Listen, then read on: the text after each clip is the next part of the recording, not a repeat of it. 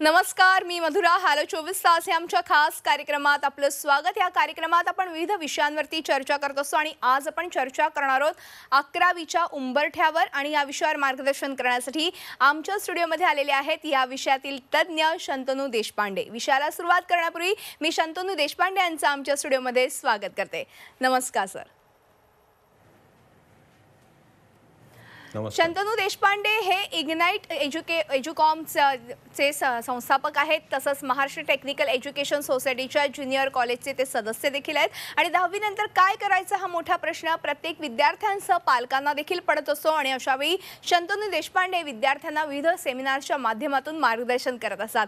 चला तर आज आपण कोरोना काळात पुढील शिक्षणाच्या वाटा नेमक्या कशा असणार आहेत, काय नेमके फरक बदलणार आहेत, ह्या सगळ्यावरती चर्चा करणार आहोत देशपांडे सरांशी. तेव्हा लगेचच आपण चर्चेला सुरुवात करूया.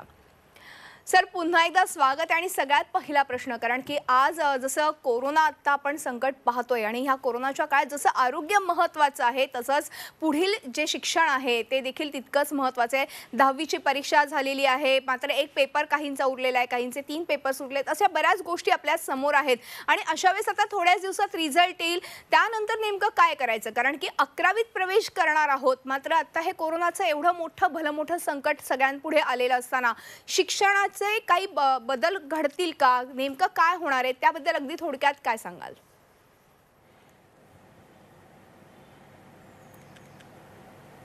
नमस्कार परत एकदा.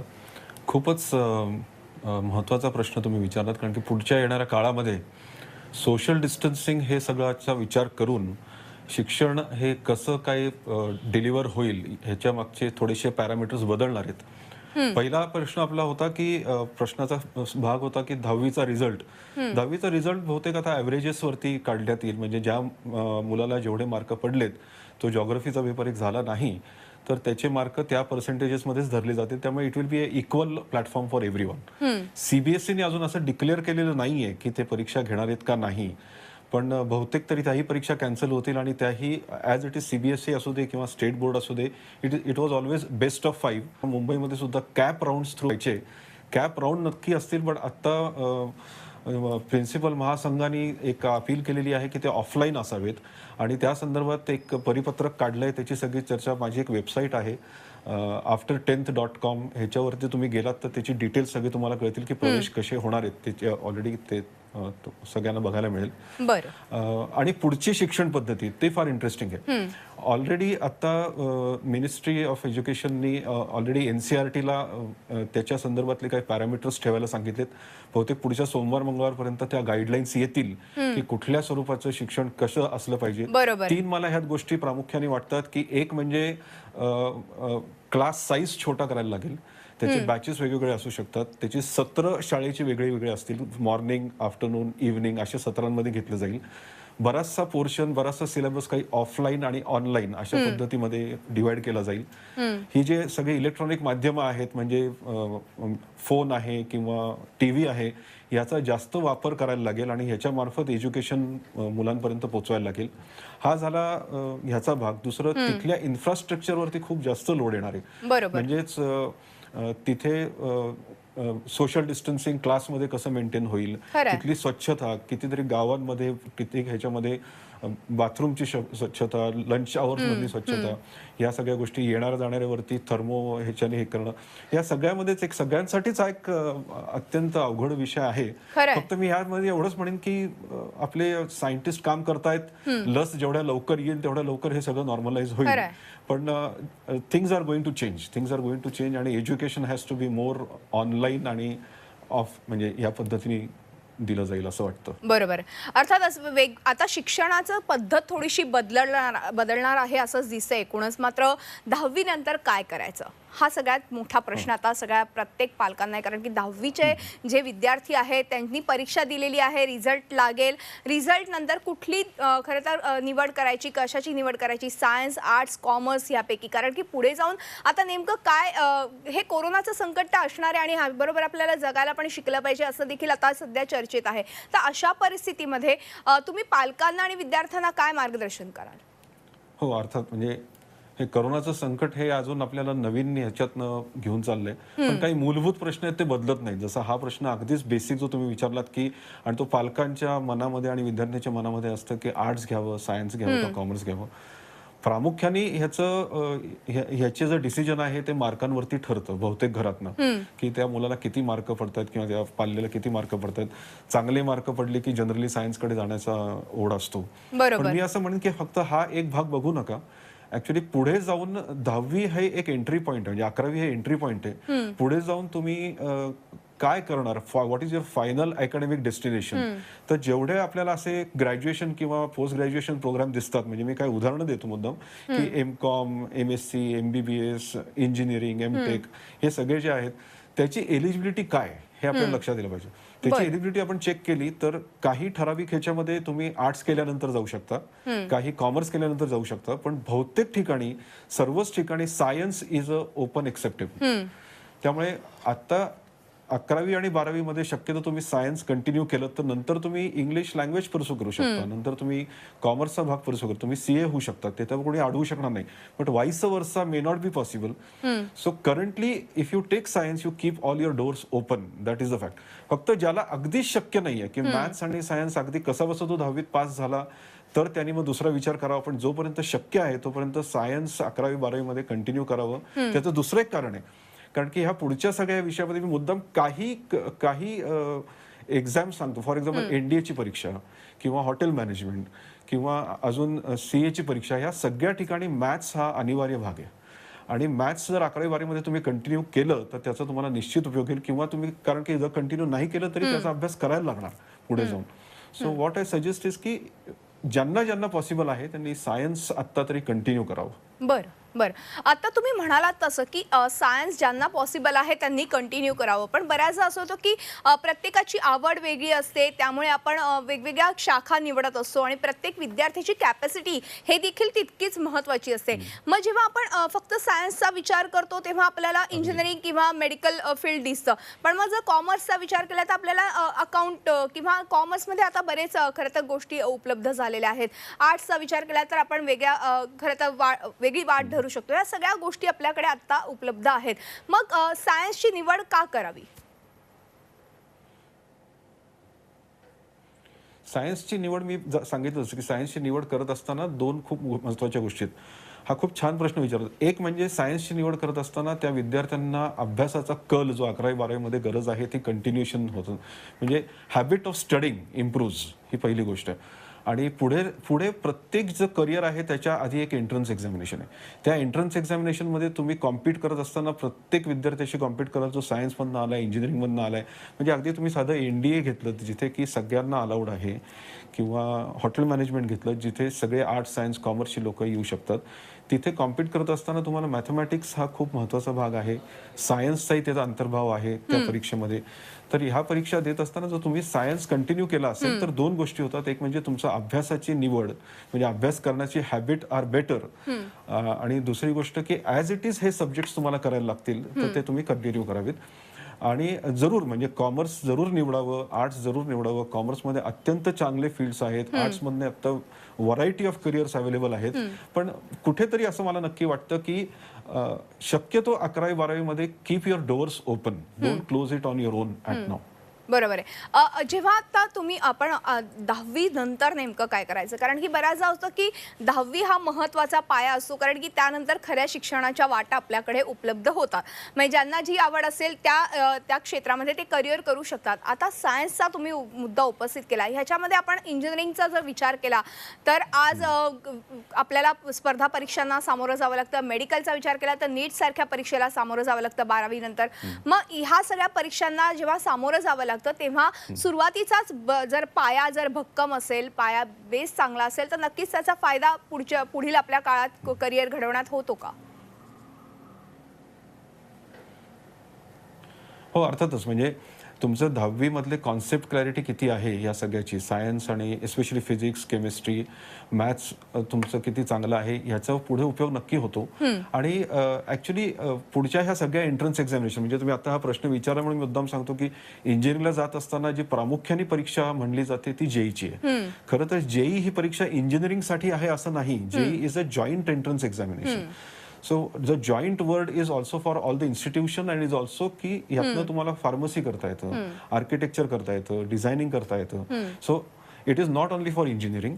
त्याचप्रमाणे नीटची परीक्षा आहे, it is not only for MBBS, पण सगळ्याच म्हणजे आयुर्वेद, होमिओपॅथी, BDS या सगळ्या ज्या ऍडमिशन्स ज्या आहेत त्या नीट थ्रू होतात.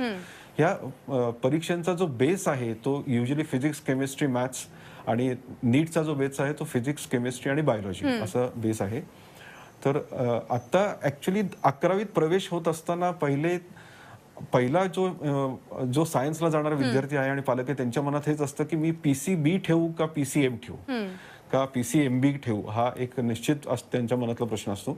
मी म्हणेन की जर तुम्ही इंजिनिअरिंगच्या बाजूला जाणार असाल तर PCM नक्की करा, कारण की तिथे एक तुम्हाला अजून एक सब्जेक्ट बायोलॉजी घेऊन फार त्याचा उपयोग होणार नाही, कारण की जर तुम्ही मेडिसिनचा विचारच करत नसाल तर.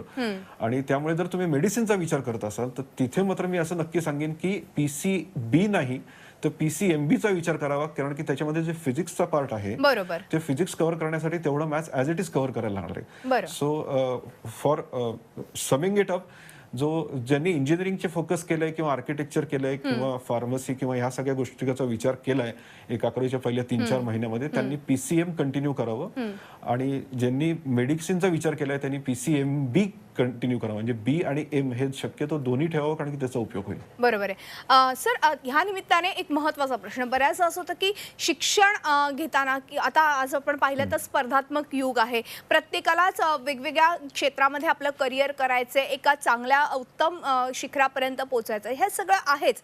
पण बायफोकल बद्दल बऱ्याचदा ऐकून आहेत. पालकांना ह्या बायफोकल बद्दल काय मार्गदर्शन कराल? बायफोकल हे 80च्या दशकामध्ये साधारणपणे सरकारने चालू केलेला एक उपक्रम होता. Bifocal actually means focus on 2 things. One is की तुमचं 12वी पूर्ण होतंय ऑटोमॅटिकली, आणि दुसरं कुठलं तरी एखादं वोकेशन ह्याच्यामध्ये तुम्ही प्रावीण्य मिळवावं, हा एक उद्देश होता. आता बायफोकल म्हणजे याचा अर्थ काय की सायन्सला जात असताना 6 विषय असतात. त्यात इंग्लिश कंपल्सरी आहे, PCM हे 3 विषय आहेत, आणि मग तुम्हाला एक अजून विषय निवडायला लागतो, बायोलॉजी किंवा जिओग्राफी, आणि एक लँग्वेज निवडावी लागते. जेव्हा तुम्ही बायफोकल निवडता तेव्हा हा जो ऍडिशनल विषय आहे आणि लँग्वेज आहे त्याच्या व्यतिरिक्त तुम्हाला बायफोकलचा एक सब्जेक्ट दिला जातो, जे की मेकॅनिकल आहे किंवा इलेक्ट्रिकल आहे, इलेक्ट्रॉनिक्स आहे, स्कूटर रिपेअर आहे, सिव्हिल आहे. आणि त्याचा उपयोग एवढाच होतो की तुमचा थोडासा म्हणजे मुलांचा अभ्यासाचा वेळ वाचतो. आणि कधी कधी बायफोकल घेतल्यानंतर 1-1.5% तुमच्या ओव्हरऑल 12वीतले मार्क वाढू शकतात. पण मी इथे मुद्दाम पालकांना नक्की सांगेन की बायफोकलचा अट्टहास करायची गरज नाहीये की मला बायफोकलच मिळालं पाहिजे, कारण की पुढचं येत असताना कॉलेज निवडत असताना मी हे जरूर सांगेन की आपल्या घरात जवळचं कॉलेज जिथे जाणं सोपं आहे, डिस्टन्स काय आहे, ह्या सगळ्या जास्त गोष्टी महत्वाच्या आहेत. आणि समजा एक केस आपण घेतली की मला जवळ कुठल्या तरी कॉलेजमध्ये सायन्स मिळतंय आणि लांब कुठेतरी बायफोकल मिळतंय, तर मी म्हणेन की त्यावेळेला लांब जाऊन बायफोकल करण्यात काही पॉईंट नाहीये. बायफोकल मिळालं आनंदाने करा, नाही मिळालं तर त्यात एवढा फरक पडणार नाही. बरोबर आहे. अर्थात तुम्ही जर वेबसाईटवर माझ्या गेलात तर त्याचे अजून डिटेल्स तुम्हाला मिळतील. अर्थात. आणि खाली दिलेल्या नंबरवरती देखील तुम्ही व्हॉट्सअप करू शकता. केवळ व्हॉट्सअप करा, त्याचबरोबर वेबसाईटला देखील भेट द्या. सर, या निमित्ताने मगाशी आपण खरं तर इंजिनिअरिंग आणि मेडिकलबद्दल बोलत होतो. इंजिनिअरिंग आणि मेडिकल व्यतिरिक्त आज आपण करिअर करण्यासाठी वेगवेगळ्या आपल्याकडे संधी उपलब्ध आहेत, वेगवेगळे खरं तर सगळ्या क्लासेस उपलब्ध आहेत म्हणा, करिअर करू शकतो आपण त्यामध्ये. मला हेच विचारायचं आहे की जेव्हा इंजिनिअरिंग आणि मेडिकलला इंटरेस्ट नसेल त्या विद्यार्थ्याला, तर त्याने नेमकं काय करावं आणि कशा पद्धतीनं करिअर आपलं निवडावं? अर्थात जर आता सायन्स बद्दल बोलायचं झालं तर इंजिनिअरिंग आणि मेडिसिन हे मेजर एरियाज आहेत जिथे युजली मुलं सायन्स याच्यासाठी घेतात.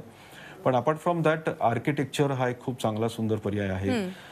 डिझायनिंग म्हणजे प्रॉडक्ट डिझायनिंग, जिथे आपण NID, NIFT ह्याच्यासारखे इन्स्टिट्यूट्स आहेत किंवा लोकल इन्स्टिट्यूट्स पण आहेत. इथून आपण डिझायनिंगचा कोर्स करू शकतो आणि ते खूप चांगले आहेत. येणाऱ्या काळामध्ये औषध निर्मिती, आता कोविडच्या ह्याच्यामध्ये औषध निर्मितीला किती महत्त्व प्राप्त झालंय आणि क्लिनिकल ट्रायल्स वगैरे ह्या सगळ्या गोष्टींना किती महत्त्व प्राप्त झाले तुम्ही बघताच आहात. त्यामुळे फार्मसी हा एक खूप मोठा इंटरेस्टिंग विषय असणार आहे आणि येणाऱ्या काळात त्याला स्कोप खूप चांगला आहे. त्याच पद्धतीने अजून प्युअर सायन्सेसमध्ये आयसर नावाचे जे इन्स्टिट्यूट्स आहेत त्यातनं आपल्याला रिसर्च करता येतो.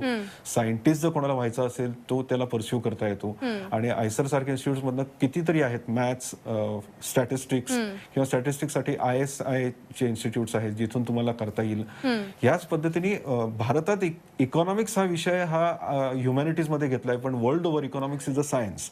त्यामुळे इकॉनॉमिक्स सुद्धा एक सायन्सच्या विद्यार्थ्यांना एक चांगला किंवा इकॉनॉमिकल सायन्स किंवा एक ह्या सगळ्या अनालिटिकल ज्या गोष्टी आहेत, बरेच असे फील्ड्स आहेत ज्याच्यातनं आपल्याला वाटा मिळू शकतात. आणि सायन्स केल्यानंतर मी असं म्हणेन की 80 ते 85% करिअर्स ह्या सायन्सच्या थ्रूच ओपनिंग्सच्या आहेत. आणि बाकीचे सुद्धा आता सायन्स केलं, जर मी सुरुवातीलाच म्हटलं तसं की त्या विद्यार्थी CA होऊ शकत नाही का, तर होऊ शकतो. तो ऍक्च्युअल होऊ शकत नाही का, तर होऊ शकतो. तो त्याला जर इंग्लिश लिटरेचर परस्यू करायचं असेल तर तेही होऊ शकतं. म्हणजे एक गंमत म्हणून एक उदाहरण सांगतो की आपल्याला असं वाटतं की IIT म्हणल्यानंतर it is of engineering, but तिथे इकॉनॉमिक्स शिकवलं जातं. IIT मध्ये इंग्लिश लिटरेचर शिकवलं जातं. हे सुद्धा तिथे विषय आहेत.